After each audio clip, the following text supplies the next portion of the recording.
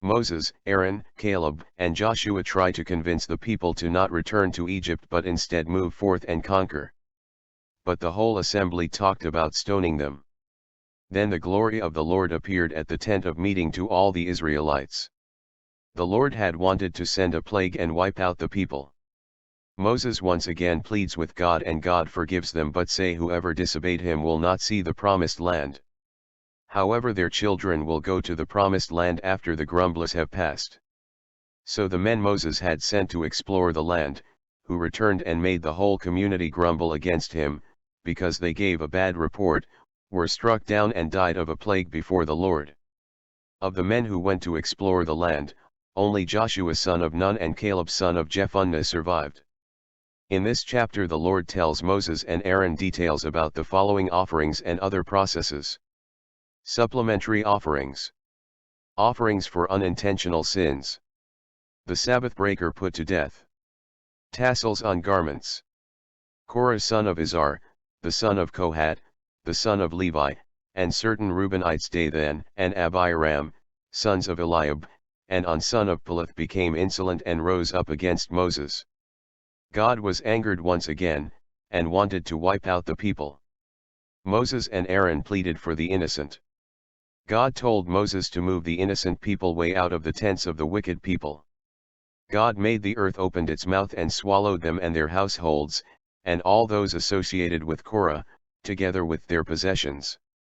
They went down alive into the realm of the dead. The budding of Aaron's staff. The grumbling and jealousy of certain groups of the people against Moses and particularly Aaron in this case is addressed through the following. The Lord said to Moses, "Speak to the Israelites and get 12 staffs from them, one from the leader of each of their ancestral tribes. Write the name of each man on his staff. On the staff of Levi write Aaron's name, for there must be one staff for the head of each ancestral tribe. Place them in the tent of meeting in front of the ark of the covenant law, where I meet with you. The staff belonging to the man I choose will sprout, and I will rid myself of this constant grumbling against you by the Israelites." The next day Moses entered the tent and saw that Aaron's staff, which represented the tribe of Levi, had not only sprouted but had budded, blossomed, and produced almonds. Then Moses brought out all the staffs from the Lord's presence to all the Israelites. They looked at them, and each of the leaders took their own staff. The Lord said to Moses, "Put back Aaron's staff in front of the ark of the covenant law, to be kept as a sign to the rebellious. This will put an end to their grumbling against me, so that they will not die." Moses did just as the Lord commanded him. This chapter covers more details of the following. Duties of priests and Levites. Offerings for priests and Levites. The water of cleansing. In the first month the whole Israelite community arrived at the desert of Zin, and they stayed at Kadesh. There Miriam died and was buried.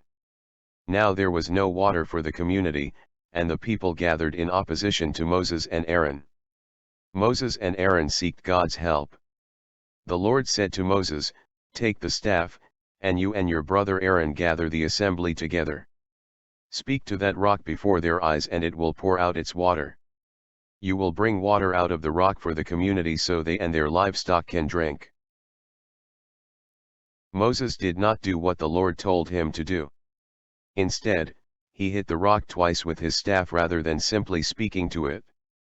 So, the Lord said to Moses and Aaron, "Because you did not trust in me enough to honor me as holy in the sight of the Israelites, you will not bring this community into the land I give them."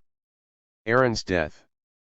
The entire Israelite community went to Mount Hor. God told Moses to take Aaron and Eleazar up to the top of Mount Hor. God told Moses to put Aaron's garments on Eleazar because Aaron would die there. Moses did as God commanded him to do.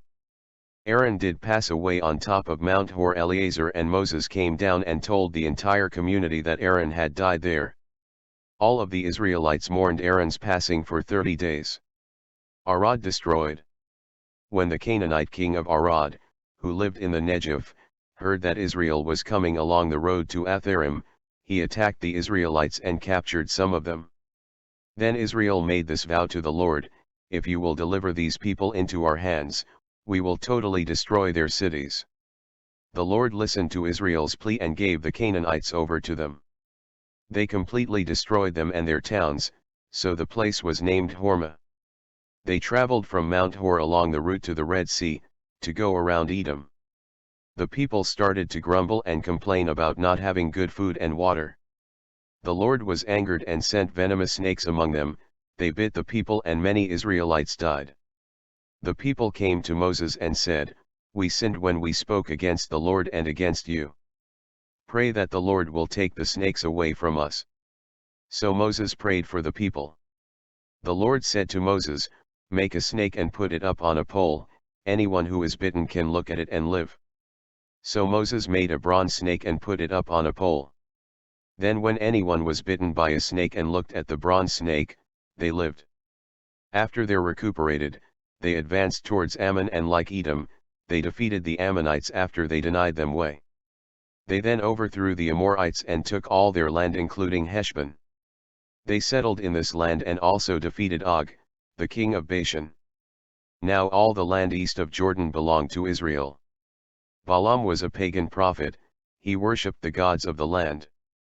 People believed that when Balaam cursed or blessed someone, it would be so. Balak, king of Moab, called on Balaam to curse the Israelites because he was afraid they would overtake him and his land. Balak offered a reward to Balaam for his services. But God spoke to Balaam. God warned Balaam to not curse the Israelites because God had blessed them. Initially, Balaam listened to God, but it's not for nothing that he developed the nickname the prophet for a prophet. Balaam traveled to talk to Balak about the situation. He hoped to get a greater reward from Balak. So God sent the angel of the Lord with a sword to enforce Balaam's obedience. At first, Balaam did not see the angel, but his donkey did. The donkey stopped 3 times, and Balaam became so angry that he said, "If I had a sword, I would kill you." Then God opened Balaam's eyes to the one who did have a sword, the angel. Balaam realized his sin and said to God, "If you want me to go back home, I will." God gave Balaam permission to continue as long as he spoke only the words God gave him. Balaam obeyed God. He spoke in 4 clear messages, insisting that God would bless the Israelites. One of the ways God would bless the Israelites is found in Numbers 24:17, "A star will come from Jacob, and a scepter will arise from Israel." This prophecy referred to and was fulfilled by Jesus. The daughters of Zelophehad. Zelophehad's daughters belonged to the Manasseh clans. The daughters' names were Tirzah, Milcah, Hoglah, Noah, and Mahlah. They came forward to stand before Moses, Eleazar, and the leaders, as well as the entire assembly at the front of the meeting tent. The daughters said that their father had perished in the wilderness. They said their father was not a follower of Korah, but that he died because of his own sin and he had left no sons. Zelophehad's daughters wanted their father's property inheritance. Moses brought this up with God. The Lord told him what Zelophehad's daughters had wanted was right. They were to be given the property as their rightful inheritance. Joshua to succeed Moses. God then told Moses to go to a specific hilltop in the Abarim range and look at the land that God has given to the Israelites. Moses asked God if he could appoint someone over the people, one who could lead them out, as well as bring them in so they would not be like sheep that did not have a shepherd. God told Moses to appoint Nun's son, Joshua, because he had the spirit of leader. Moses was told to lay his hand on him. Joshua was to stand before Eleazar, along with the whole assembly, and then commission him while in their presence. God told Moses to give Joshua some of his authority so the entire Israelite community would obey him. Moses did what God had commanded of him. Special sacrifices and holy days. This chapter offers insights into the offerings that were made to the Lord during the time of Moses. It covers the following: daily offerings to God, offerings on the Sabbath, monthly offerings, Passover and other festivals, the Day of Atonement, the Festival of Tabernacles, the festival's closing assembly. Moses talks to his people about taking pledges and how to keep those pledges to honor the Lord. he talks about basics rule of making a pledge, vow, or obligation with others. Essentially, when a man makes a pledge, he must do everything in his power to keep it. No one should ever be flippant in terms of how a pledge to the Lord is made. To easily break a pledge is a displeasure to God. Conquest of Midian. This chapter covers the revenge on the Midianites. Moses told the Israelites to go fight the Midianites because the Lord wanted vengeance. Moses told them that each tribe had to send 1,000 men into battle. 12,000 men went into battle against the Midianites. The men fought against Midian, just as God had commanded Moses. They killed every man, which included Balaam, the son of Beor. Division of Transjordan. The Gadites and Reubenites had large flocks and herds. They noticed that the land in Gilead and Jazer were ideal for livestock. They went to Eleazar and Moses as well as the other community leaders to ask them if this land could be theirs because they did not want to cross the Jordan. Moses told them they should not stay here while their fellow Israelites leave to fight a war.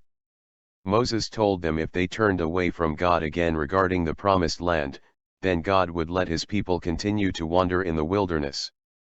Then Moses said that if the Reubenites and Gadites crossed over with all the others and were ready for battle, then after the land was won, the Gilead land would be theirs.